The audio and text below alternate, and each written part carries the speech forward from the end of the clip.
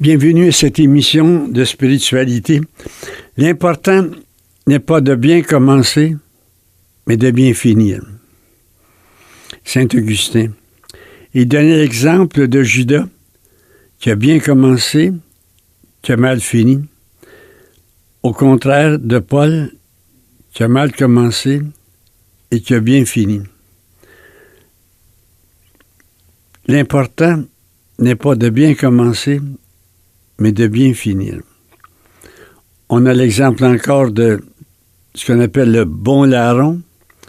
Après une vie épouvantable, il a bien fini. J'aimerais réfléchir avec vous sur cette perspective. L'important, c'est de bien finir. La vie, elle peut finir à 20 ans, à 30 ans, 60 ans, 80 ans. Et elle peut finir par un accident, par une maladie. On n'est jamais capable de voir ou de prévoir comment la nôtre va finir. Mais j'aimerais, pour être plus précis, me mettre dans la perspective des personnes âgées ou des aînés. Comment on est en train, nous les aînés, de finir notre vie. On a souvent l'impression que, étant aîné, on a fait notre vie. On a élevé les enfants, on a fait du travail. Notre vie est un petit peu derrière nous. Ce qui est devant nous, c'est maintenant le divertissement, c'est maintenant le repos. C'est un peu l'image que nous avons. Et je me dis, est-ce que c'est vraiment la fin de vie qui est digne de tout ce que nous avons fait depuis 40, 50 ans? C'est sûr que le commencement a son importance. Aristote disait même que le commencement, c'est plus que la moitié de l'entreprise. C'est sûr que si le commencement, si le début part, comme on dit, tout croche, il est sûr que ça sera difficile de faire des corrections. Alors, quand on dit que l'important, c'est de bien finir, ce n'est pas minimiser l'importance du début. Et chose qui peut être étonnante, c'est qu'il y a des gens qui ne cessent de commencer. Et là, il y a une tentation. Saint François de Sales, très subtilement, a mis ça à jour. On commence quelque chose, puis il dit, le démon, il l'appelle comme ça, le démon nous en présente une deuxième meilleure. On abandonne donc la première, on commence la deuxième. L'ayant commencé, il nous en présente une troisième meilleure, et on abandonne la deuxième, on se met dans la troisième, et ainsi de suite. François de Sales, qui était un psychologue et un spirituel extraordinaire, dit, le démon, lui, il veut nous mettre dans des commencements, jamais dans des fins. On n'est peut-être pas assez attentif à cette tentation de commencer. Puis même, ça arrive à tout âge, ça m'arrive à moi, je commence un texte, il s'en présente un autre meilleur, j'oublie le premier, et je peux commencer tout le temps sans jamais achever. C'est donc pas une tentation d'un âge, c'est à tous les âges.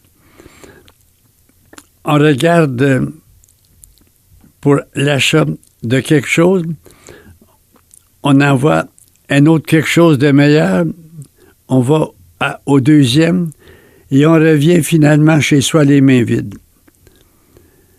C'est une tentation, je dirais, de tous les âges. Bon, je ne vais pas attribuer ça au démon, mais il peut être là-dedans aussi. Alors, nous mettre dans des commencements, jamais dans des fins. Ou des commencements qui ne finissent pas de commencer. Avec ce qu'on peut appeler le perfectionnisme. Mais l'important, ça reste quand même, le plus important, ça reste quand même la fin. On dit souvent, la fin couronne l'œuvre. Le dernier coup de pinceau peut tout gâcher ou peut tout achever. On n'est peut-être pas assez attentifs, nous les gens du troisième âge, nous les aînés. Nous ne sommes peut-être pas assez attentifs à l'importance de bien finir notre vie. Il y a comme une rupture dans la culture actuelle entre le travail et ce qu'on appelle la retraite. Et je pense que cette rupture-là n'est pas très bénéfique pour bien achever ce que l'on a commencé.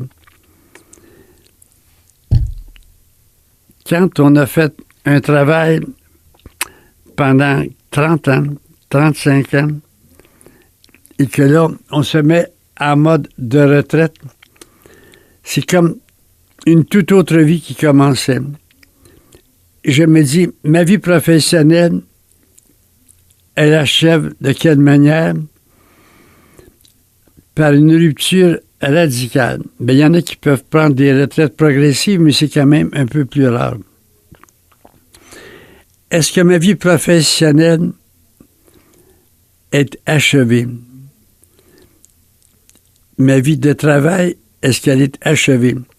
Alors, si moi, je prends ma retraite, et là, je ne veux plus rien savoir de responsabilité, je me livre corps et âme au divertissement, je me lève quand je me lève, je me couche quand je me couche, je fais le bénévolat quand ça me... Tu sais, j'ai pas de discipline de vie comme avant. J'ai pas des rendez-vous aussi précis, tyranniques qu'avant. C'est un changement radical qui n'est pas nécessairement mauvais, je ne veux pas le condamner, mais je ne suis pas là-dedans. Je suis pas là-dedans. Je ne peux pas m'habituer à ça. Je ne peux pas me faire à ça. Et je pense que c'est un peu malsain d'arrêter d'une façon aussi abrupte le travail personnel, le travail professionnel. Qu'est-ce que je suis en train de dire derrière tout cela? C'est que j'ai, à mon avis, à être au travail. À un moment donné, il n'est plus rémunéré, mais ça reste un travail. Et c'est comme ça que j'achève mon travail professionnel, d'être de service jusqu'à mon service. Mais en disant ça, là, je sais que je suis à contre-courant. Mais il me semble que nous avons à questionner cette culture qui nous met, nous les aînés, à part, au-dessus, pour ne pas dire aussi sur une tablette. J'ai souvent parlé de cela, mais pour être plus précis, je prends l'image de la journée. Quand je finis ma journée, je veux entrer dans la paix. Comment est-ce que je m'y prends pour entrer dans la paix, pour passer une bonne nuit? Parce que souvent, nous sommes comme des vieux chevaux. Nous dormons debout tout attelés. Qu'est-ce qui me permet, à la fin de ma journée, d'avoir une journée accomplie, achevée, qui en même temps m'amène à la paix? Juste avant le sommeil, est-ce que je peux faire un retour sur ma journée, pardon? Et là, ce qui va m'empêcher de dormir, j'ai pas fini telle besogne. Ce qui me fatigue, c'est pas la besogne que j'ai faite, c'est celle qui me reste à faire, une nuit d'insomnie. Est-ce que je peux évaluer autrement ma journée en disant, il y a une tâche qui n'est pas finie. Mais au lieu de dire qu'elle n'est pas finie, pourquoi est-ce que je dis pas, elle est commencée? Est-ce que je suis capable de voir autrement ce qui est inachevé en disant, c'est déjà commencé. Me mettre dans le commencement plutôt que dans l'inachèvement. Puis après, faire le vide. Me vider de moi-même et me mettre à écouter de la musique ou me mettre en conversation avec Dieu, dans l'abandon. Je trouve que la fin de la journée, c'est un petit peu, en résumé, la fin de ma vie. Il me semble qu'il y a une école qui était très inspirante pour savoir comment le meilleur de ma vie pourrait être de me vider de moi-même, de me mettre dans une conversation avec Dieu ou avec un auteur ou avec un musicien, avec un artiste. Mais auparavant, voir ma vie comme ayant commencé. Je vais être plus précis. À notre âge, quand, par exemple, on a des petits-enfants, c'est un commencement. On achève notre vie avec nos enfants dans l'éducation, mais on prend, avec les petits-enfants, on prend quelque chose de neuf. En d'autres mots, l'achèvement heureux, c'est en même temps un commencement.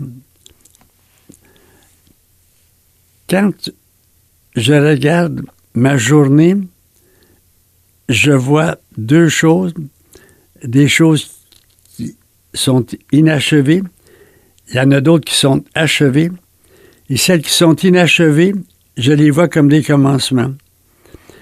De telle manière qu'il y a, à la fin de ma journée, une satisfaction. Il y a des choses achevées, il y a des choses commencées. Et les choses commencées, c'est plein de promesses. Je vois le beau côté de cela. Et ce bilan étant fait, je me vide de moi-même en me mettant dans la conversation. Je trouve ça tellement beau, cette expression. La conversation avec un auteur, avec un artiste et avec Dieu, dans ce qu'on peut appeler l'abandon. Il me semble que j'ai là les ingrédients pour passer une nuit extrêmement heureuse. Mais n'allez pas tout de suite vous coucher, j'ai encore un petit quelque chose à vous dire.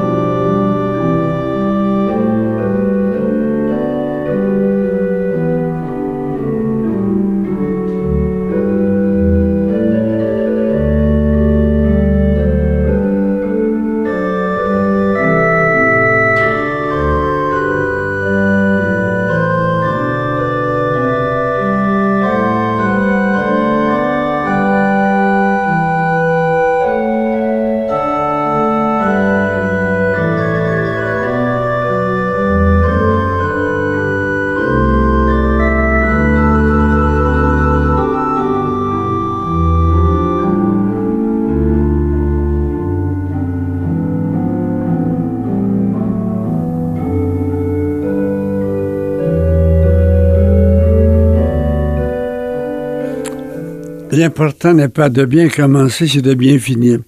Notre passé, je parle aux aînés, notre passé nous rattrape tout le temps. En tous les cas, c'est mon cas. Et quand je dis nous rattrape tout le temps, c'est pour montrer ce qui a été inachevé, ce qui a été manqué. Et finalement, on fait un bilan de misère. Il n'est pas nécessairement faux. On a fait de très belles choses. On a aussi manqué à beaucoup de choses, à beaucoup de rendez-vous, à beaucoup d'occasions de générosité. Et ce passé-là, on peut, je dirais, le mettre dans notre cœur, dans notre esprit, puis devenir un peu aigri. J'ai pas été à la hauteur, j'ai pas été un pro, je regarde ma vie. Et là, le démon, c'est vraiment le démon qui intervient pour te dire à quoi bon continuer. j'aime donc le mot de Bernanos. Le démon de mon cœur s'appelle « À quoi bon ». J'ai prié, j'ai donné de bons exemples, j'ai fait de mon mieux, je regarde ma famille, c'est bien, mais aucune n'a la foi, personne ne pratique, et ainsi de suite. Ils n'ont pas mes valeurs. Alors, j'ai une espèce de déception. Puis là, je peux mourir aigri et trouver rien de beau ou de me distraire follement dans les divertissements constants parce que je veux comme camoufler mon malheur. D'autres, c'est peut-être de l'alcool. Ça me fait penser à cet alcoolique qui me dit « Moi, j'ai voulu noyer ma peine, mais elle savait nager. » C'est donc une mauvaise stratégie que de se jeter dans l'alcool ou dans le divertissement en me disant « Tant que c'est pas fini, c'est pas fini. Je peux à tout moment tout reprendre, tout réparer. » Puis là, je reviens toujours à l'exemple du mauvais larron, du bon larron, pardon. Après une vie de vol, de meurtre, il a été canonisé par Jésus. De penser que moi, là, j'ai la capacité, à mon âge, de finir ma vie sur un point d'orgue, dans la perfection. C'est donc consolant, réconfortant, stimulant, inspirant. C'est pas vrai que mon passé, c'est le dernier mot de ma vie. Je peux, peu importe mon passé, je peux finir ma vie en beauté de telle manière que tout mon passé épouvantable va être comme non seulement ce qui m'écrase, mais comme un piédestal. Quand on regarde, par exemple, la joie que peut procurer une conversion, quelqu'un qui a été alcoolique toute sa vie et puis qui, à un moment donné, dans son âge avancé, tout à coup, se met dans la sobriété. C'est d'autant plus beau que le passé est épouvantable. Moi, c'est ce qui me tient dans l'espérance de m'engager, de me dire constamment, j'ai à décider à quoi ressemble finalement ma vie. Et là, j'ai à me donner peut-être quelques critères. Qu'est-ce qu'on peut appeler une fin de vie accomplie, achevée? Bon, il n'y a pas une réponse, là. Mais la mienne, ça serait de finir ma vie en me disant, au moment de tout quitter, j'ai rien à quitter. J'ai dans mon cœur tout quitté. Je me suis même quitté moi-même. Bon, c'est un peu abstrait ce que je suis en train de dire. Arriver comme à une fin de journée, arriver à me vider de moi-même. Et qu'est-ce qui m'aide à me vider de moi-même? Je n'ai pas à faire d'efforts, il y en a qui s'en chargent. Hein, quand on dit quelqu'un vient me chercher, là, il vient me vider de moi-même. Et en me vidant de moi-même, je permets d'être rempli par la musique, rempli par la présence de Dieu. Maître Eckhart disait, Dieu vient dans ton cœur, ni plus ni moins, selon que tu le vides. Donc, pour moi, je me mets dans une perspective chrétienne. Quand des gens viennent me chercher, viennent me vider de moi-même, ils font du bénévolat. Loin de leur en vouloir, je devrais les aider, les aimer, pardon. Ils me vident de moi-même. Être capable, je vais être plus concret, être capable d'accueillir, en étant aîné, d'accueillir des contrariétés. On n'aime pas, en général, ayant pris de l'âge, être contredit. Et je trouve ça de valeur parce que ceux qui me contredisent me vident de moi-même. Vous allez me dire comment on arrive à cela? Moi, je pense que c'est une belle grâce à demander au bon Dieu. Tu vas mettre le reste d'un repas dans tel plat. L'autre te dit, non, c'est pas dans ce plat-là, c'est dans un autre plat. Je donne ça comme exemple. On va aller dîner, on est en voyage, à ce restaurant-ci. Non, pas à ce restaurant-ci, à un autre. Est-ce que comment je réagis devant ces contrariétés? Il me semble que ça serait donc une belle occasion de dire « je me vide de moi-même ». Ou bien non, moi-même, quand je me vois avec mes pauvretés, mes limites, j'oublie, j'échappe, je me trompe, j'hésite, je prends du temps avant de prendre mes décisions, j'en finis plus, la décision est mineure. Comment je m'accueille moi-même? Je suis en train de me vider de moi-même. Si j'étais capable de sourire, il me semble que petit à petit, j'en arriverais à être rempli de l'esprit. Dieu vient en moi dans la mesure où je me vide de moi-même. Et là, je me prépare vraiment à la paix du royaume. Avant de me coucher, j'ai besoin, faisant le vide intérieur, de le remplir d'une conversation, je l'ai dit tout à l'heure, d'une conversation avec Dieu, un abandon à Dieu.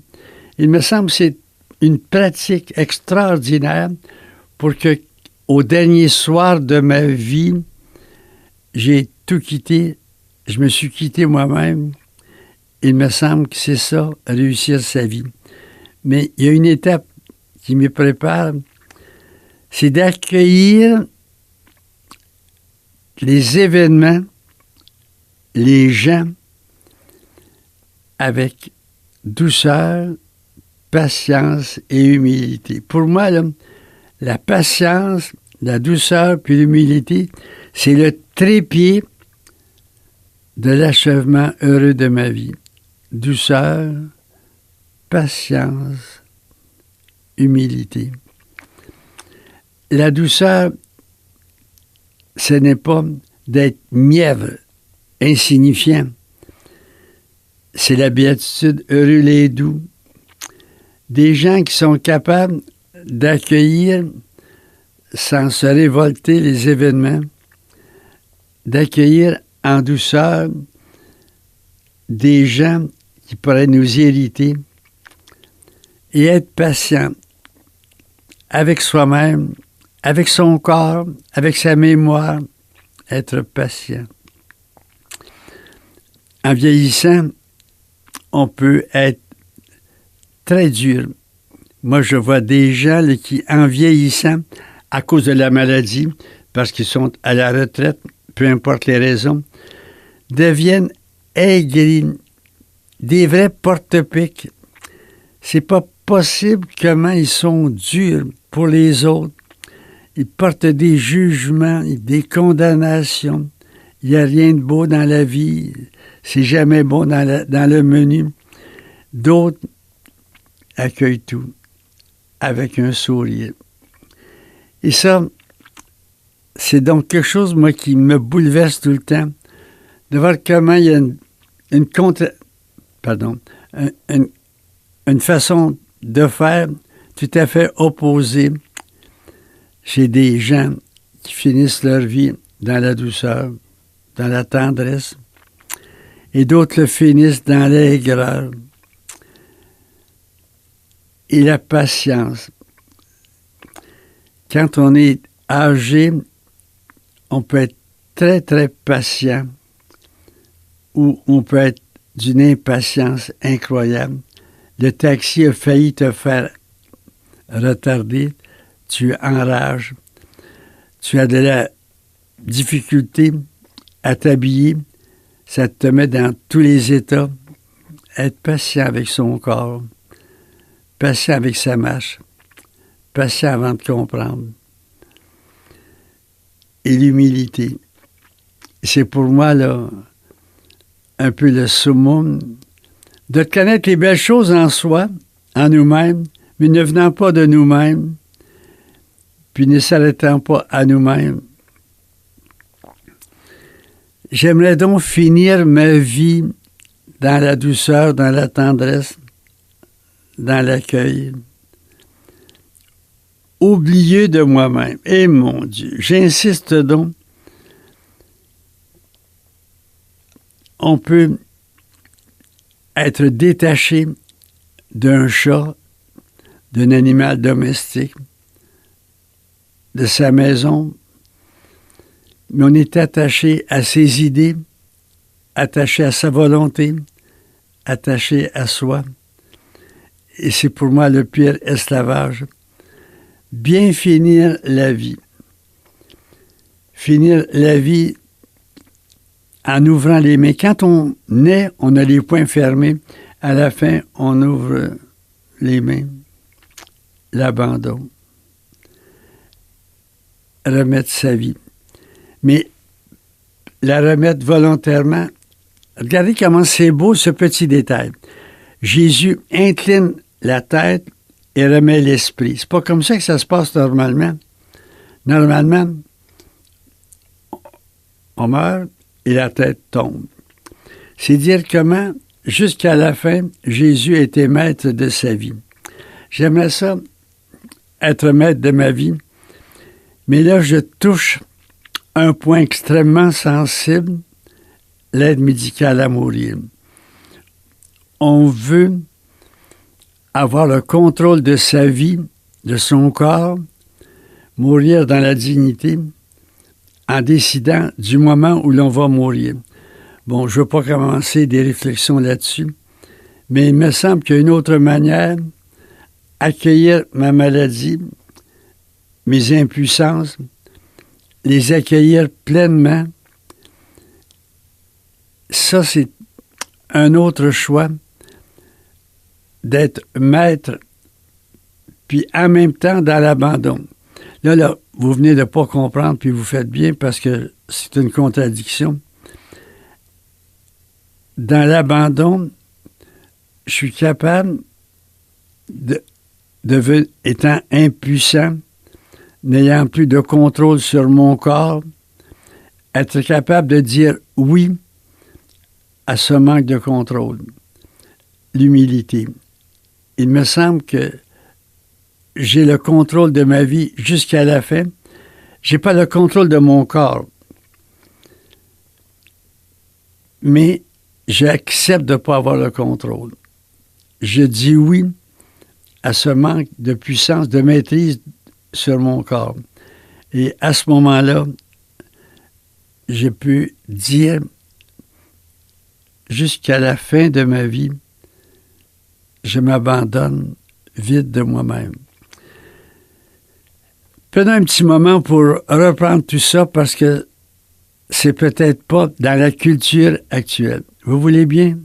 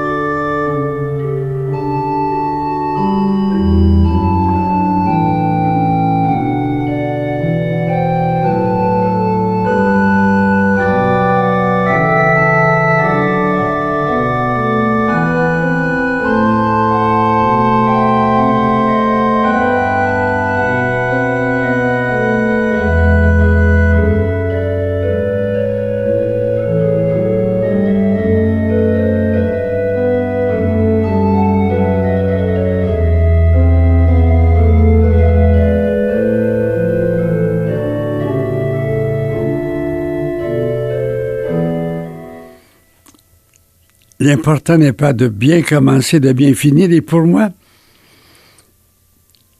la fin de ma journée est comme une espèce d'inspiration pour la fin de ma vie.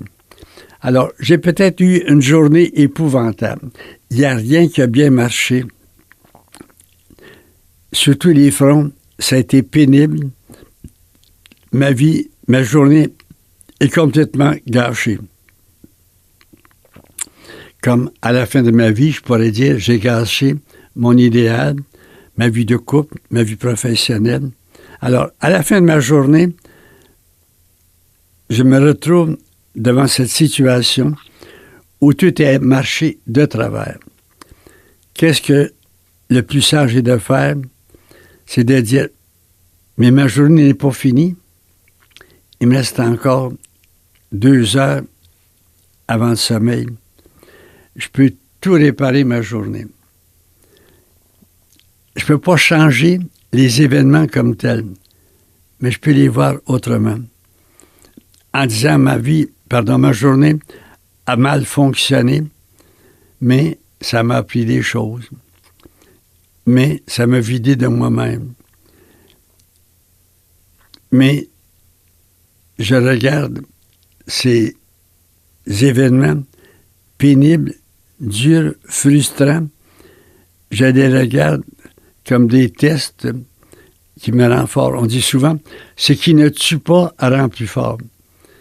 De prendre ces événements frustrants qui peuvent me démolir, les voir comme ce qui me rend plus fort, les rend comme me donnant l'occasion d'apprendre, mais surtout de voir dans tous ces événements frustrants de la journée, de voir qu'est-ce qui a été réussi.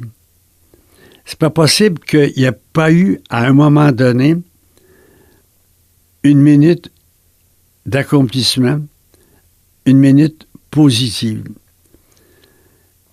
Et ça, c'est toujours un choix d'aller chercher ce qu'il y a de beau dans le pire, puis de me dire, le pire, c'est toujours relatif. Mais moi, je vais dire oui, dans l'accueil de ces événements, tout est là, et de regarder tous ces événements comme étant à la lumière de l'espérance, juste des étapes vers le meilleur. J'essaie de m'expliquer par une espèce de réflexe. Il y en a qui peuvent voir le meilleur dans le pire ou le pire dans le meilleur.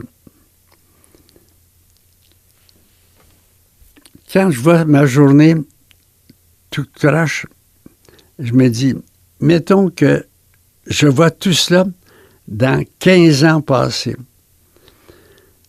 Comment je vais réagir dans 15 ans passés quand je vais me souvenir de cette journée épouvantable? Un petit haussement d'épaule, en disant, c'était pas aussi dramatique que tu pensais. Ça t'a appris tellement de choses. Essayons de voir comment, plus tard, j'avais dit comme dans l'éternité, comment je vais voir ce qui a été difficile à vivre. C'est toujours la même réaction. Ça n'a pas été si pire. Ça m'a appris bien des choses. Bref, c'est une bonne affaire. Je suis certain que ça va être comme ça. Dans l'éternité, là, quand on va faire un retour sur notre vie, on va voir autrement ce qui a été de pire. Alors, est-ce que moi, je peux voir dans l'éternité, tout de suite le soir avant de me coucher? C'est que l'éternité, ça a comme 2 caractéristiques. Ça finit pas et ça finit pas de commencer. Ça finit pas et ça finit pas de commencer. Si j'étais capable de me mettre dans un regard d'éternité à la fin d'une journée épouvantable, je me dirais 2 choses. Ça finit pas et ça finit pas de commencer. De voir toutes ces choses sur le regard de l'éternité. Je prends ça à l'autre bout de la vie pour être plus clair. Quand âgé, j'ai fini l'éducation avec mes enfants, je commence une éducation avec mes petits-enfants. Quand je suis âgé, il y a des choses qui sont finies, mais il y a des choses qui commencent. Je ne peux pas, moi, vraiment vivre une belle fin de vie sans deux choses. Quelque chose que je finis, que j'achève, et quelque chose que je commence. En d'autres mots, le projet fait partie de la vie. J'aimerais vivre vivant. Je m'explique par un exemple. Âgé, je plante des arbres, ils vont pousser pour les autres. C'est un projet, c'est un commencement. Ça me fait vivre. Et en même temps, j'achève ce que j'ai commencé, mais autrement. J'aimerais donc qu'on donne une chance à la vie d'aboutir. Et cette chance-là que je lui donne, elle est toujours de deux manières. J'achève ce que j'ai commencé et je suis en projet. L'éternité, c'est ce qui finit jamais de commencer. Alors, je plante des arbres. Je prends soin de mes petits-enfants. Je me mets dans des commencements. Je me mets dans des projets. C'est toujours ces deux choses-là qui font que je finis bien ma vie en finissant ce que j'ai commencé, mais autrement. J'ai commencé avec mes enfants. J'aime beaucoup la chanson de Robert Lebel. Les enfants sont grands, les enfants sont partis, mais on peut les aimer autrement qu'en les prenant sur nos genoux. Alors, j'ai jamais fini d'être parent. On est parents toute la vie, mais autrement. Et en même temps, je commence quelque chose avec les petits-enfants. C'est toujours ces deux choses-là. J'aimerais, en mourant, dire j'ai fini ce que j'avais commencé. Je meurs en habit de travail. C'est important. Je suis de service jusqu'à mon service.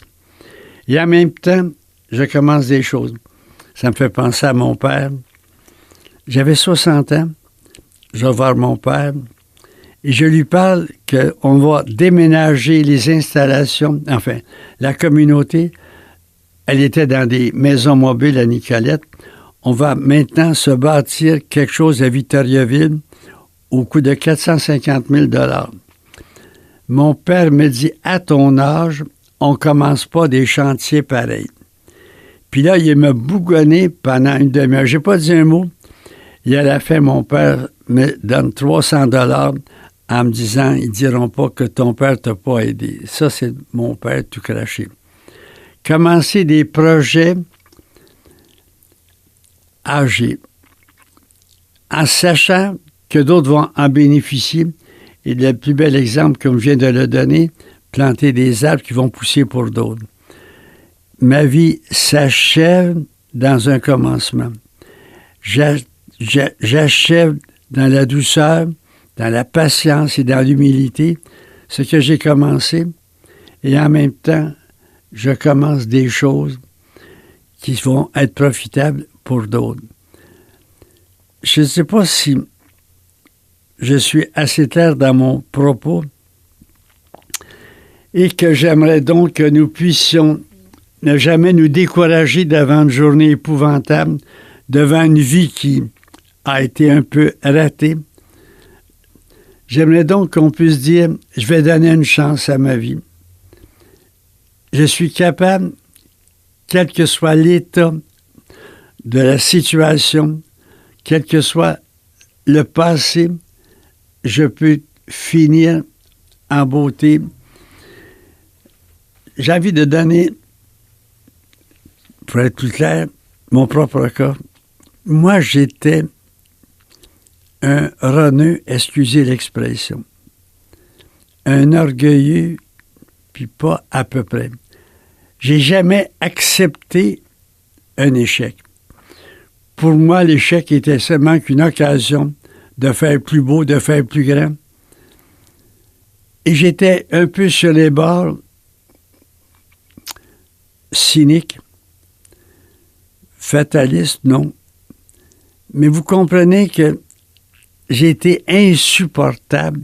Moi, je suis en admiration devant les gens de ma communauté qui m'ont enduré, pendant tant d'années. On pouvait discuter de tout pourvu qu'on soit finalement de mon avis. J'étais impatient. Quand quelqu'un ne comprenait pas du premier coup ce que j'expliquais, j'étais fâché. Et j'étais pas doux. Par exemple, je pouvais mettre 8 sur 10 à une copie d'examen, puis on me disait, mais j'ai tout, justement, j'ai pas pu te mettre 7. J'étais un peu intransigeant. Je pense que ce côté-là, les élèves m'ont plus tard aimé en étant exigeant. Mais la manière, je me revois là, 40 ans, orgueilleux, sûr de moi-même, doutant de rien. Et je me retrouve à 88 ans et je suis surpris, je vous dis, surpris de voir ma réaction quand on me contredit. Je suis d'accord, j'accueille. On peut bouleverser mon horaire, c'est bien. Et ça vient pas de moi. Ça vient pas non plus, je dois le dire, d'une espèce d'usure de fatigue quand tu n'as pas l'énergie pour te fâcher, pour t'imposer. Non, moi je rends grâce au bon Dieu. Il a fini par faire de moi, je pense, quelqu'un qui est plus aimable, dont la compagnie est moins menaçante. Je pense être plus patient. Mais ça commence avec mon corps, hein? Ça commence avec mon écriture, hein? Et mon Dieu. Être patient avec ma mémoire, patient avec mon corps. Et je trouve donc ça une grâce extraordinaire. Je pourrais détester ce qu'on dit, entre guillemets, la vieillesse. Comme Corneille détestait la vieillesse. Comme Charles de Gaulle, on pourrait détester la vieillesse. C'est pas possible comment je suis en amour avec elle. Je pourrais pas expliquer trop pourquoi, mais j'aime ça, marcher lentement, ne pouvant pas marcher vite. J'aime ça, les marches d'escalier, bien j'aime ça. Écoutons-nous, là. Écoutez. En même temps, je trouve ça admirable d'avoir à prendre la main de quelqu'un s'il n'y a pas de rampe. C'est pour moi quelque chose qui, à 40 ans, aurait été insupportable. Maintenant, je trouve ça beau d'être capable de me lever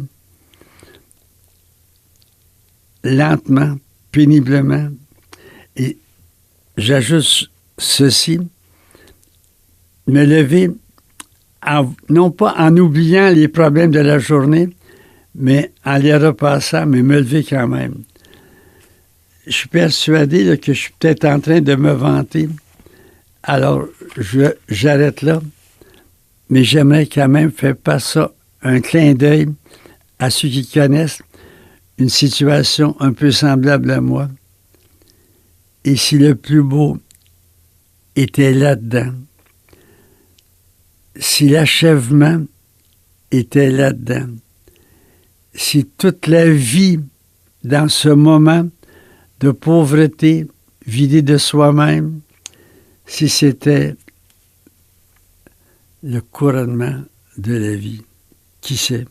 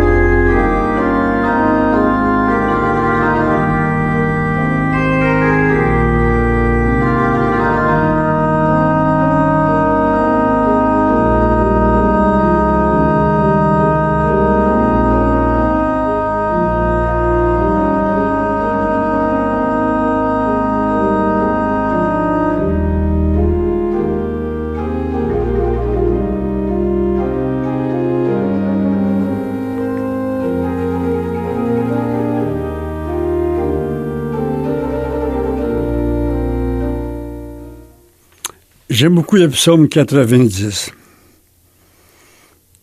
La vie humaine, 70 ans, 80 pour les plus vigoureux, mais le plus grand nombre, c'est comme du vent. Qu'est-ce qui reste de tout cela? Il y a comme une espèce de désenchantement quand on regarde notre vie, nous les aînés. Et ce qui est d'extraordinaire, c'est la fin de ce psaume 90 d'Octobre. Que la douceur du Seigneur, notre Dieu, soit sur nous. La douceur consolide pour nous l'ouvrage, l'œuvre de nos mains. Et on répète, oui, consolide cette œuvre de nos mains. De penser que moi, là, je vais bien achever ma vie dans la douceur, dans la patience, dans l'humilité, mais surtout dans la douceur. Et alors, je peux espérer, être sûr que Dieu va consolider l'œuvre de mes mains, que je n'ai pas travaillé pour rien. J'ai fait des bêtises, ma vie passée n'est pas très reluisante. Dieu va tout reprendre, Dieu va tout consolider, l'œuvre de mes mains. Et alors, je peux mourir en paix. C'est très beau de... Cette finale-là m'enchante tellement. On dit, qu'est-ce qui reste de mon passé? Je me suis beaucoup investi. Qu'est-ce qui reste? Tout ce qu'il y a de meilleur. Il va tout consolider, mais à la condition que moi, j'entre dans cette grande douceur, dans cette grande pauvreté. Il va tout consolider. Frères et sœurs, elle est belle, notre vie. Et c'est la fin qui va en donner tout le prix. J'aimerais donc là, supplier chaque personne, courage. Ta vie n'est pas finie. Il te restera encore une demi-heure, ça ne serait pas fini. Et tu peux, pendant cette demi-heure, tout réparer, tout restaurer, tout achever, tout amener à la perfection. Dans la douceur, dans la patience, dans l'humilité. J'aimerais donc que nous puissions, à la fin de notre vie, être comme à la fin de chaque journée. J'insiste, se vider de tout, se vider de soi, pour être rempli d'une musique, rempli d'une conversation avec Dieu, rempli d'abandon. Et quand je prends toute ma journée et je la remets dans les mains de Dieu, voici qu'il la refaçonne, qu'il la refait et qu'il la rend belle. Comme à la fin de ma vie, pouvoir avec beaucoup de simplicité remettre mon existence entre ses mains ou laisser Dieu la remplir de sa tendresse. Et je vais être étonné en entrant dans l'éternité de voir comment ma vie dans les mains de Dieu est un joyau. Je termine par une prière. Seigneur, que ton esprit nous fasse comprendre ce propos. L'important, l'essentiel, de bien finir. Donne-moi, Seigneur, de ne jamais désespérer de ma vie, si difficile, si abominable qu'elle soit. Donne-moi, Seigneur, je t'en prie, donne-moi l'esprit qui me permet d'être sûr que tout est possible, que tout peut être racheté, que tout peut être ennobli, que tout peut être achevé dans la douceur, dans la tendresse.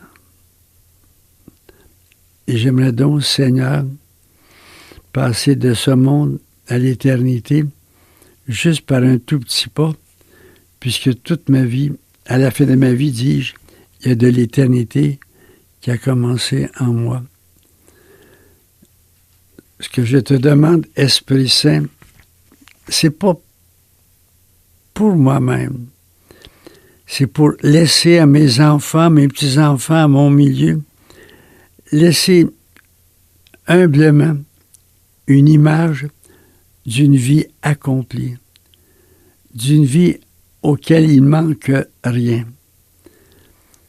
On peut mourir avec un corps délabré, mais j'aimerais donc, Seigneur, qu'on puisse avoir une âme toute fraîche, une âme toute neuve, une âme d'éternité. Seigneur, je veux te rendre grâce d'exaucer cette prière que je te fais pour les autres. J'aimerais donc mourir vivant, mourir rajeuni. J'aimerais donc que ma tombe soit un berceau, que dans la mort, je naisse beau, nouveau, que je sois un cadeau pour les autres. Et concrètement, mes soucis sont entre tes mains. Je veux te rendre grâce pour savourer cette grande paix dans laquelle j'entre. Ma vie, elle est belle parce qu'elle s'achève dans la paix profonde. Permettez-moi, frères et sœurs, de vous bénir. J'aimerais tellement que nous puissions, qui que nous soyons, entrer dans cette paix à laquelle nous sommes tous appelés. Je vous connais pas, je vous vois pas, mais je vous aime. Puis il me semble qu'avec la tendresse du bon Dieu, je vous bénis. Au nom du Père et du Fils et du Saint-Esprit. Frères et sœurs bien-aimés, je vous souhaite une belle suite. Allez en paix. Amen. Merci, Claude, pour ton service technique. Et on se retrouve la semaine prochaine. Au revoir.